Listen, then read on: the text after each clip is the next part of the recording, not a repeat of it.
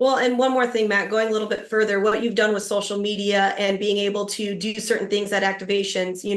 You have on Thursday, you've got tech and contingency, you've got the parade on Wednesday, and now you're bringing that into more with the Cal 300 coming up.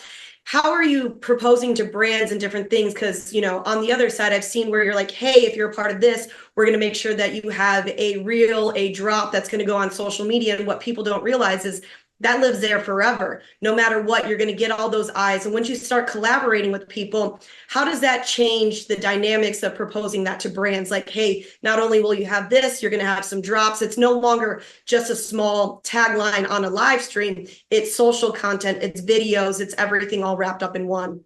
Yeah, no, absolutely. I mean, it's interesting because, the publishing part of content is continuing to evolve, right?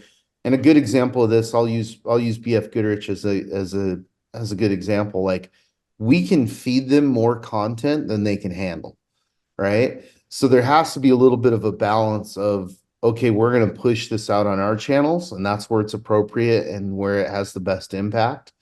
And then there's a certain amount, a smaller amount that goes out on their channels, right? Because a consumer wouldn't expect BF Goodrich to get taken over for a week, by the California 300 or by the Mint 400, but it would expect, maybe multi-day posts while the event's going on and some posts after the event.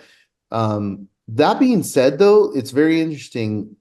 Like, everybody wakes up every morning and starts death scrolling, right?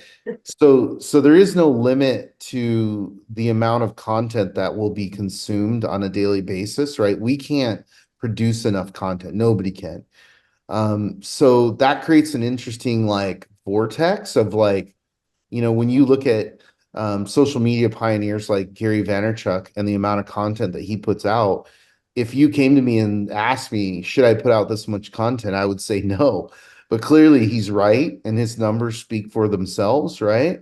So it's an interesting dichotomy of where, to be honest, like, I don't think anybody has the answer until they do something and it works, right?